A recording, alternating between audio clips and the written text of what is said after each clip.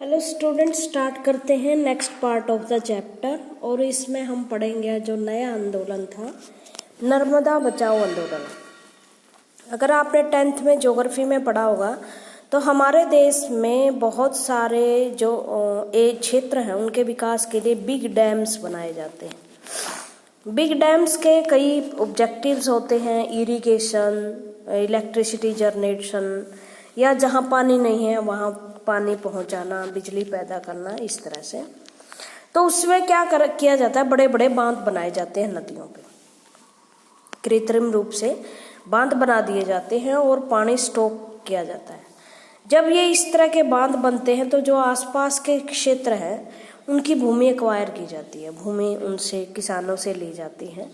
और ये गांव है, अब ये बहुत बड़ी मात्रा में अगर बड़े डैम बनाए जाए तो कम से कम भी इसमें 300-400 गांव प्रभावित होते हैं। मतलब एक नदी पर कई बांध बनाए जाए तो इस तरह से जो लोग वहां रह रहे हैं, एक तो वो उसका विरोध करते हैं क्योंकि उन्हें वहां से उठना पड़ता है। उसको जो हजारों सालों से वो वहां रहने के आदी हो चुके हैं, उनके लिए बड़ा मुश्किल है किसी दूसरी जगह पर जाना। दूसरी ये होती है कि वहाँ का इकोसिस्टम बिल्कुल चेंज हो जाता है। फॉरेस्ट्री जितनी होती है वहाँ कटिंग होती है, उसकी फॉरेस्ट कट जाते हैं और बांध को कृत्रिम रूप से मिट्टी उठाकर ऊंचा बनाया जाता है। और कई बार खतरा ये रहता है कि बांध जो है फ्लड की वजह से टूट सकता है और आसपास के गांव बह सकते हैं। इस तरह के खतरे बने रहते हैं। दूसरी बात ये है कि लोग इसलिए विरोध करते हैं कि जब सरकार ने डिसीजन लिया कि नर्मदा पर मतलब किसी भी क्षेत्र में बांध बनेगा, क्या उन लोगों से सलाह की गई जो लोग सबसे ज़्यादा इफेक्ट होंगे उससे? उनके ही तो खेत, उनके घर बार वहाँ से उठ जाएंगे ना। क्या डिस्कशन किया? और दूसरी बात ये है कि क्या उस बांध बनाने से उन लोगों को कुछ फ़ायदा है? जो लोग इफेक्ट हो रहे हैं, जिनसे भूमि ली जा रही है, क्या उनको इस प्रोजेक्ट से कोई फ़ायदा है? क्या उनके खेतों में सिंचाई होगी? क्या उनको रोजगार मिलेंगे? क्या इस तरह से जो लोग हैं वो ये चाहते हैं कि इस तरह से के प्रोजेक्ट जब लगें तो सरकार उनसे जब डिसीजन ले उस प्रोजेक्ट पे, तो सरकार जो लोकल पीपल हैं जो उससे इफेक्ट हो रहे हैं उनसे सलाह जरूर ले ले। दूसरी बात, जो भी नीतियाँ पॉलिसीज बनाई जाए उसमें ध्यान रखे कि उन लोगों को ज़्यादा से ज़्यादा फायदा हो जो वहाँ के जो उससे इफेक्ट हो रहे हैं। और तीसरी बात यह है जिससे इन्वायरमेंटलिस्ट, पर्यावरणविद जो है होते हैं, पर्यावरण को बचाने वालों को पर्यावरणविद कहते हैं, उनके अनुसार इन्वायरमेंटलिस्ट बोलते हैं इनको, पर्यावरण की भी कोई हानि नहीं होनी चाहिए। मतलब पेड़ नहीं कटने चाहिए, नदी का कृत्रिम रूप से नदी को रोका नहीं जाना चाहिए, फ्लड आने की संभावना नहीं होनी चाहिए, इस तरह के प्रिकॉशन रखने चाहिए। तो नर्मदा नदी आपको पता है राजस्थान, गुजरात, महाराष्ट्र और मध्य प्रदेश का कुछ भाग इसके उसमें आता है। नर्मदा नदी पर 1980s में वर्ल्ड बैंक ने पैसा दिया भारत सरकार को कि वो नर्मदा पर बहुत सारे बिग डैम्स, कुछ बिग डैम, स्मॉल डैम्स और मेगा डैम्स बना सके। और उससे जो गुजरात के लोग थे जो प्रभावित हो रहे थे, उन्होंने आंदोलन छेड़ दिया क्योंकि उन्हें लगा कि नर्मदा के पर जो डैम बनाए जा रहे हैं उनसे उनका लाइफस्टाइल, लाइवलीहुड के जो संसाधन है वो प्रभावित होंगे। और लगभग ये आंदोलन अभी 2019 में सरदार पटेल जो बांध है उसका उद्घाटन श्री मोदी ने किया है। इतना लंबा ये विरोध चला है, लोगों ने उसका प्रोटेस्ट किया है। क्या था ये? पढ़ते हैं, नर्मदा बचाओ आंदोलन, जिसे NBA भी कहते हैं। Social movement discuss about were related mainly to economic issue. Social issue mainly economic issue से रिलेटेड करते हैं। मतलब जब लोगों की रोजी रोटी पे सवाल उठता है तभी वो ज़्यादा खड़े होते हैं। Chipko movement talk about ecological conservation. ये कई बार क्वेश्चन पूछा जाता है कि चिपको आंदोलन किससे रिलेटेड था?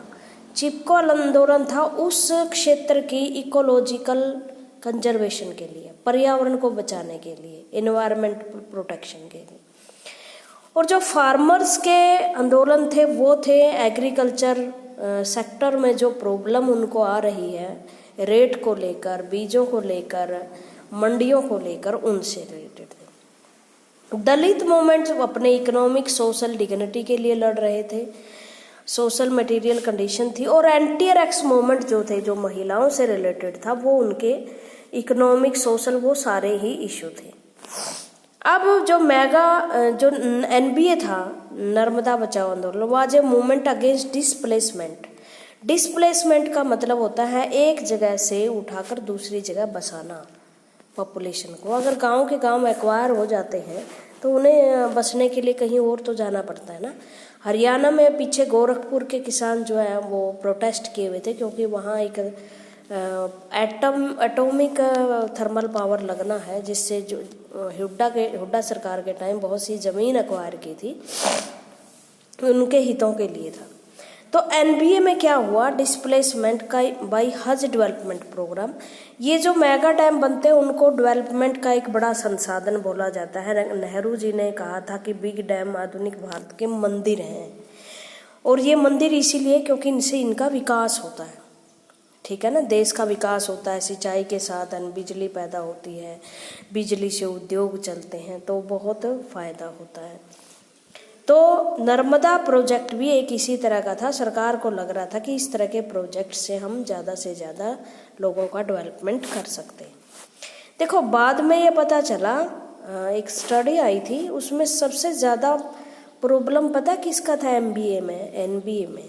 मान लो ज़मीन एक्वायर की थी। आपने ट्राइबल्स के बारे में पढ़ा है 8th क्लास में, 4th चैप्टर था दीकुज के वगैरह में। उसमें ट्राइबल्स अक्सर क्या होता है, जो भूमि एक्वायर कर लेते हैं उनका कोई कागजी रिकॉर्ड नहीं होता, बस ठीक है उनके कब्जे हैं।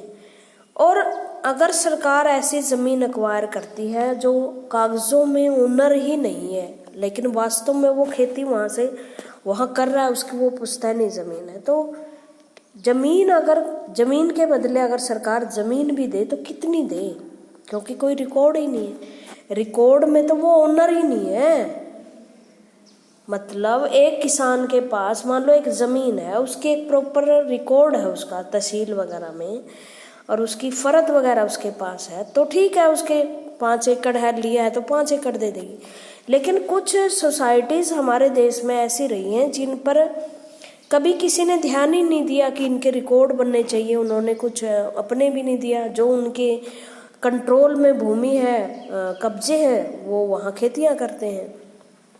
तो एनबीए में प्रॉब्लम ज़्यादा ये आ रही थी कि ज़मीन के बदले कितनी ज़मीन दी जाए, उनको ओनर माना जाए या ना माना जाए। एक भूमि के टुकड़े पर आज 5-6 ओनर खड़े हो जाते हैं, तो इस तरह लीगली प्रॉब्लम बहुत ज़्यादा थी। और दूसरी बात, जो सरकार भूमि दे रही थी वो उस लैंड के बराबर नहीं थी जो उसने एक्वायर की। मान लो कई बार उपजाऊ ज़मीन को वो एक्वायर कर लेता है। कई बार ऐसा होता है कि एक फैमिली, एक कुनबा है, मतलब गांव में इस तरह से रहते हैं, वो अलग अलग स्थानों पर जाना नहीं चाहते अपने परिवार को छोड़कर। एक भूमि का टुकड़ा किसी गांव में मिल रहा है, किसी में मिल रहा है, तो लोग ऐसे एक दूसरे से अलग नहीं होना चाहते, वो अपने परिवार के बीच में रहना चाहते हैं। तो ये प्रॉब्लम थी। सरदार सरोवर प्रोजेक्ट, मैंने कहा था अभी इसका उद्घाटन हुआ है, मोदी जी ने किया है। जहाँ स्टैचू ऑफ यूनिटी है ना गुजरात में, सरदार वल्लभ भाई पटेल की सबसे बड़ी मूर्ति बनाई गई है। सब सारे संसार में ऊंची है सरदार वल्लभ भाई पटेल की, क्योंकि उसका एक बड़ा रोल रहा है भारत की उन्नति में, भारत की इंटेग्रिटी में, जो आप फर्स्ट चैप्टर में पढ़ चुके हो। वहीं पर ये बांध है। A development project was launched in 80s in central India. 1980 में मध्य भारत में एक विकास का प्रोग्राम चलाया गया। इस प्रोजेक्ट में क्या कहा गया कि 30 तो बिग डैम्स बनेंगे, 135 मीडियम डैम बनेंगे और 3000 स्मॉल डैम बनेंगे। देखो डैम्स को आज वर्तमान की डेवलपमेंट में ज़्यादा स्थान नहीं दिया जा रहा, क्योंकि ये माना जा रहा है कि जितना इससे फ़ायदा होता है उससे कहीं ज़्यादा इकोलॉजिकल नुकसान बिग डैम से हो रहा है। चाइना में तो बल्कि बिग डैम पे बैन लगा दिया गया है। क्योंकि इनसे फ्लड बहुत आती है, गाद जम जाती है इनके अंदर, फिर एकदम अचानक से इसकी दीवारें टूट जाती हैं और आसपास के गांव फ्लड में बह जाते हैं। तो इस तरह से, लेकिन एकदम इतने प्रोजेक्ट, क्योंकि उस टाइम टेक्नोलॉजी इतनी हाई नहीं थी, तो बिग डैम्स को ही विकास का एक बड़ा संसाधन माना जा रहा था। तो ये आए, dam to be constructed over Narmada and its tributary that flows across the 3 states. 3 राज्यों में से ये बहती थी, और इसकी नर्मदा और इसकी ट्रिब्यूटरी भी, मतलब इसके आसपास जो नदियाँ इसमें पानी गिराती हैं उनको ट्रिब्यूटरी बोलते हैं। और ये नदियाँ थी मध्य प्रदेश, गुजरात, महाराष्ट्र। लेकिन एक बात और बता दूं, जो ये प्रोजेक्ट का फायदा है वो राजस्थान को भी मिल रहा है। Sardar Sarovar project in Gujarat and Narmada Sagar project in Madhya Pradesh were 2 big and multipurpose project planned in project NBA was a movement to save Narmada. इनमें से सबसे बड़ा जो डैम था, एक तो था गुजरात में सरदार सरोवर, दूसरा था नर्मदा सागर, ये मध्य प्रदेश में था। It oppose to the construction of dam. Narmada Bachao Andolan in dams के विरुद्ध था, और ये आंदोलन था जिसका नाम था और नर्मदा बचाओ आंदोलन। Question the value of on going development project in the country. और इससे ना केवल नर्मदा पर फिर विरोध शुरू हो गए, इस पर सारी नदियों पे जितने भी डैम बन रहे थे, टिहरी बांध था जैसे, उन सभी के खिलाफ आवाज उठनी शुरू हो गई। ये नहीं है कि भाई एक जगह डैम बन रहा है उन्हीं लोगों को प्रॉब्लम शुरू हो गई। सभी जो लोग इससे जुड़े हुए थे, जिन जिन नदियों फिर सरकार बनाना शुरू किया बांध, वो विरोध करने लगे। सरदार Sarovar project is a multipurpose mega scale dam. Multipurpose मैंने बता दिया कि इससे हाइडल पावर भी बनती है, इससे इरिगेशन भी होती है, इससे पानी की सप्लाई भी होती है, इससे मछली पालन भी होता है, इससे फ्लड भी रोकी जाती है। तो ये मल्टीपर्पज होते हैं। It would be benefit a large area of Gujarat and 3 adjoining state in term of water for irrigation and drinking. और इसके साथ साथ न केवल ये गुजरात बल्कि 3 दूसरी स्टेट, 3 बताओ कौन कौन सी रह गई? राजस्थान, मध्य प्रदेश और महाराष्ट्र। और इसमें ये क्या क्या पूरी कर रही थी? Irrigation, drinking water, hydel power generation, increase agriculture productivity. ये सारी चीज़ें मैं आपको बता चुके हूँ। Further it would help in flood and droughts. और कभी सूखा आ जाए, मतलब 2-3 साल बरसात ना हो, तो डैम में अगर पानी है तो पानी की सप्लाई अच्छे ढंग से की जा सकती है। अगर फ्लड आ जाए तो उस डैम से में पानी का स्टोर किया जा सकता है। तो ये पर्पजेज होते हैं बड़े डैम बनाने के। But in the process of construction of damn about 245, और इनसे लगभग 245 विलेज प्रभावित हो रहे थे। From the state were likely to be submerged. मतलब सबमर्ज का मतलब यहाँ की 250 गांव की भूमि एक्वायर करनी थी। The process require reformation of around 2.5 lakh people from these villages. और यहाँ से डिस्प्लेसमेंट होना था या प्रभावित होना था, रीलोकेट होना था, कि मतलब कहीं जाकर उन्हें बसना था। 2.5 लाख लोग थे। Local activist groups therefore first raised the issue of relocation and proper rehabilitation of the project affected people. जो लोकल एक्टिविस्ट थे उन्होंने लोकल जो लोग थे उन्होंने एक, आपको पता है, एक इशू के लिए आवाज़ उठाई जाती है कि हमें लैंड नहीं अच्छी मिल रही है, हमें यहाँ से उठना पड़ रहा है। लेकिन बाद में बहुत सारी चीज़ें, उनकी डिमांड बढ़ जाती है। Around 88-89, these group crystallized under the banner of NBA. Local group ने जब अपना आंदोलन शुरू किया तो बहुत सारे जो सोशल एक्टिविस्ट होते हैं, जो पर्यावरणविद होते हैं या समाज सेवी होते हैं, वो उन लोगों का नेतृत्व करने के लिए आ जाते हैं। और उन्होंने एक ग्रुप बनाया, उसका बैनर बनाया, और बैनर का नाम दिया गया NBA, a loose collection of local voluntary organisation. और ये कोई ज़्यादा सख्त संगठन नहीं था, बस जो लोग इसमें आना चाहते थे, स्वैच्छिक थे, वो इसमें शामिल थे। Debate and struggle of NBA। NBA पे क्या डिबेट थी? Since its information, NBA is linked to its opposition to the Sardar Sarovar project with larger issue concerning the nature of ongoing development project, efficiency of the model of development that the country was following, and the importance of public interest in a democracy. जब since its information, NBA is linked to the opposition to the Sardar Sarovar project. जो NB Narmada Bachao आंदोलन था वो सरदार Sarovar project के विरुद्ध था और उसके बहुत सारे इश्यूज थे जिसको लेकर वो इसका विरोध कर रहा था। सबसे पहले तो यही था कि डेवलपमेंट प्रोजेक्ट जो आप बना रहे हो हमें वही पसंद नहीं है आपके, मतलब डेवलपमेंट प्रोजेक्ट आप जनता के हित में, पर्यावरण के हित में आप बनाए तो अच्छा है। आप जो मॉडल ऑफ डेवलपमेंट अपना रहे हो इस देश के लिए वो सही नहीं है। यही बात थी ना कि मतलब आप पर्यावरण को भी नहीं देख रहे, आप लोगों का डिस्प्लेसमेंट नहीं देख रहे। हमें इस तरह के मॉडल ऑफ डेवलपमेंट नहीं चाहिए। डेमोक्रेसी में अगर आप डेवलपमेंट चाहते हो तो डेवलपमेंट पब्लिक के लिए करते हो ना, और पब्लिक अगर इस तरह का मॉडल नहीं चाहते तो आप ना कीजिए, दूसरा मॉडल देखिए ना डेवलपमेंट का। NBA demanded a cost benefit analysis of major development project which had been completed in the country so far. Narmada Bachao आंदोलन ये कह रही थी कि लोगों ने डिमांड की कि सब जो मेजर डेवलपमेंट प्रोग्राम आप चला रहे हो, विकास के लिए जितने भी आप प्रोग्राम चला रहे हो उसका जो खामियाजा है वो जनता नहीं होनी चाहिए। मतलब आप एक चीज को नष्ट करके दूसरी चीज नहीं बना सकते ना।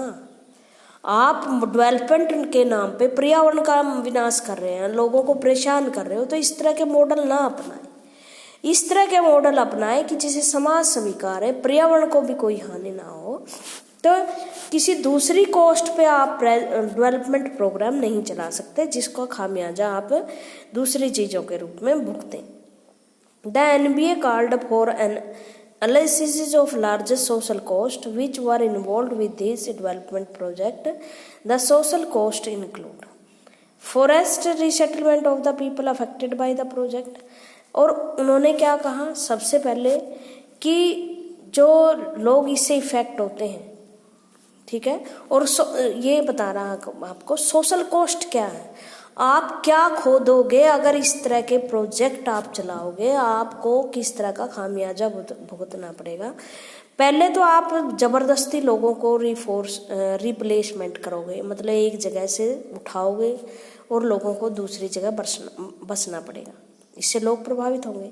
दूसरी बात है कि जो लोग यहाँ रोजगार हैं जिनके, कोई खेतों में काम करता है, कोई मजदूरी का काम करता है, किसी की साइकिल की दुकान है, किसी की, वो सारे लोग यहाँ से उठ के जाएंगे क्या नई जगह पे? उन्हें अपना धंधा जमाना आसान है? गांव में तो लुहार, कुम्हार, सुनार सब रहते हैं ना, वो कौन जानेगा उन्हें? यहाँ तो गांव वाले हैं, सब जान जाएंगे, एक जगह कहीं जमीन मिलेगी नहीं। तो इस तरह से क्या होगा, लाइवलीहुड के जो जीविका के संसाधन वो खत्म हो जाएंगे। और दूसरी बात, डिप्लीशन ऑफ इकोलॉजिकल रिसोर्सेज। आप यहाँ से ग्रीनरी काटोगे, आर्टिफिशियल ऊंचाई पर लेकर जाओगे डैम, वहाँ वैसे पेड़ पौधे नहीं उगेंगे। तो जो इकोलॉजिकल रिसोर्सेज हैं या जो नदियों को जबरदस्ती आप मोड़ने की कोशिश कर रहे हैं, जो इकोलॉजिकल बैलेंस है वो तो खत्म हो जाएगा ना।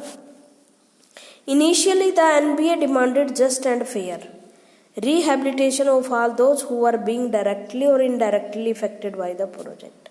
तो उन्होंने डिमांड किया, तो सबसे पहले तो आपने न्यायपूर्वक रिहैबिलिटेशन का मतलब उन्हें पुनर्बसाव के लिए जगह दे दो जो डायरेक्टली और इनडायरेक्टली इससे इफेक्ट होते हैं। दूसरी बात यह है, it even question of nature of decision making process. और ये क्वेश्चन मार्क था डिसीजन मेकिंग, जो सरकार फैसले ले रही थी उसी पर। डेमोक्रेसी है, डेमोक्रेसी में आप प्रोजेक्ट, डेवलपमेंट प्रोजेक्ट लगा रहे हो और उसमें आप लोगों की सलाह ही नहीं ले रहे हो, आप लोगों से बात ही नहीं कर रहे हो, जो लोग इफेक्ट हो रहे हैं उससे बात ही नहीं कर रहे हो। तो ये आपकी डिसीजन मेकिंग प्रोसेस पे ही एक क्या है, एक क्वेश्चन मार्क है।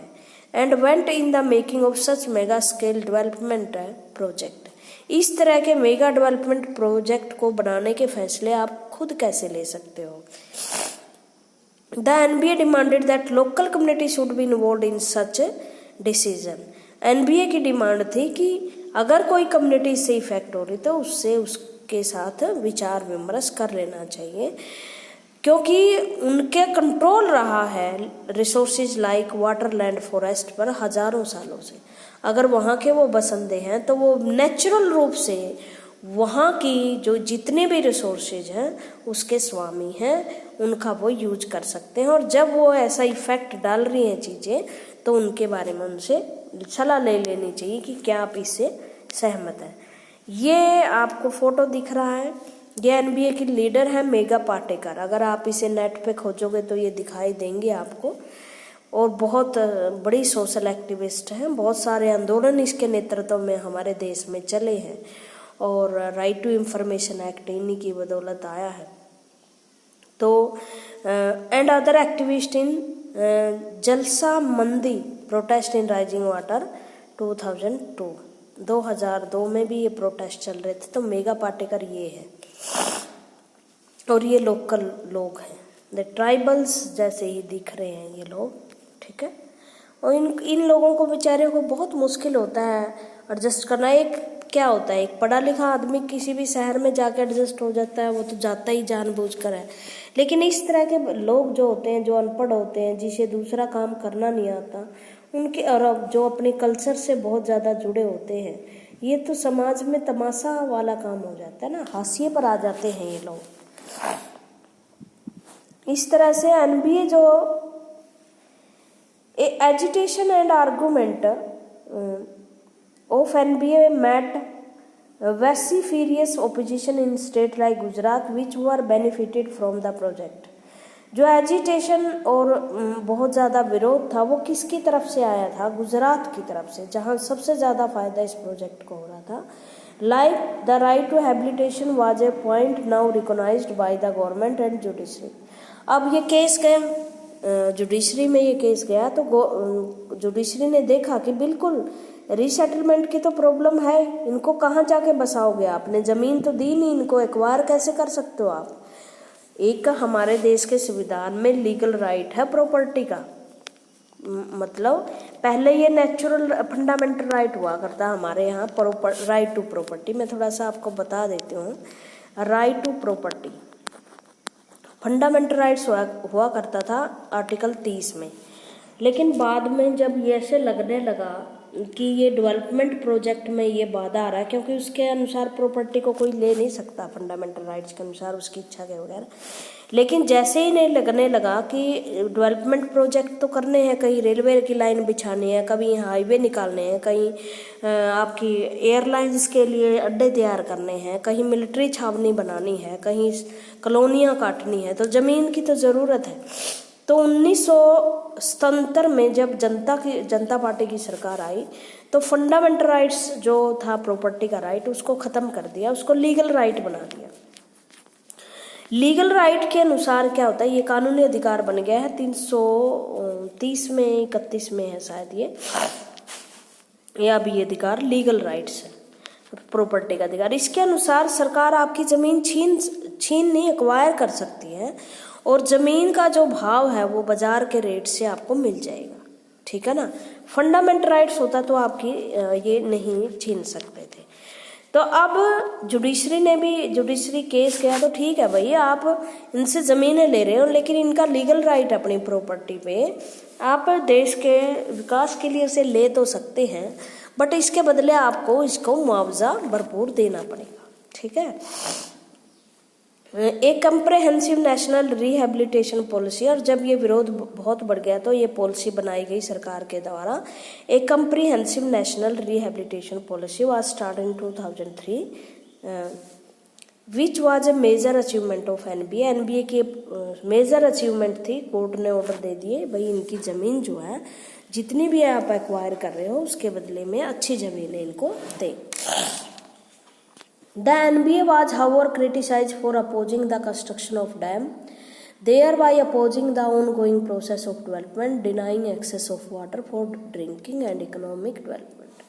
एनबीए क्रिटिसाइज किस लिए हुई? अब लोग ऐसे भी थे जो इसके विरोध में थे, जिसको इससे फायदा हो रहा था, तो एनबीए का भी विरोध शुरू हो गया।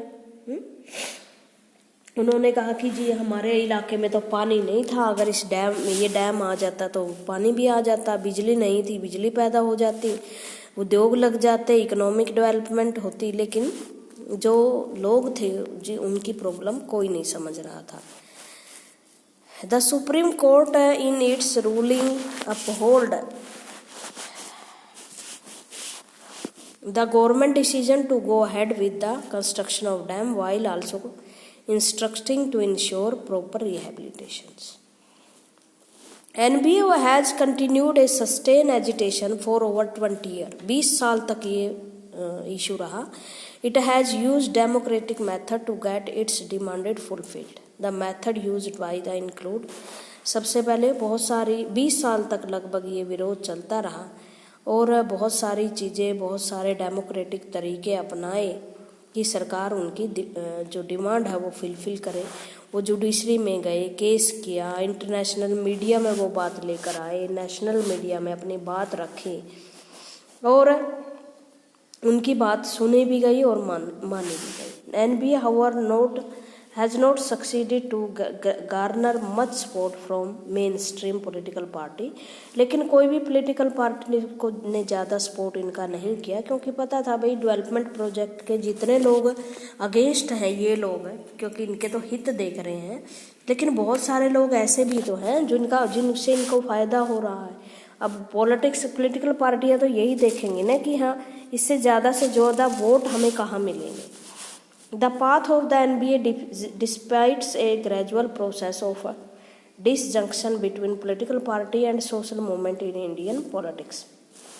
By the end of 1990, NBA was not alone in voicing its demand. Many other local groups and movement like Tehri बांध आंदोलन, इसके बाद जो है ये नदियों के विरुद्ध जो डैम बन रहे थे उनके खिलाफ लार्ज स्केल पर मूवमेंट शुरू हो गए और ना केवल एनबीए बल्कि टिहरी बांध और दूसरे बांध उनके विरोध भी आवाज़ उठाई गई और बाद में अब ये इश्यू सोल्व हो गया है और शायद अब ये डैम बन भी जाएंगे।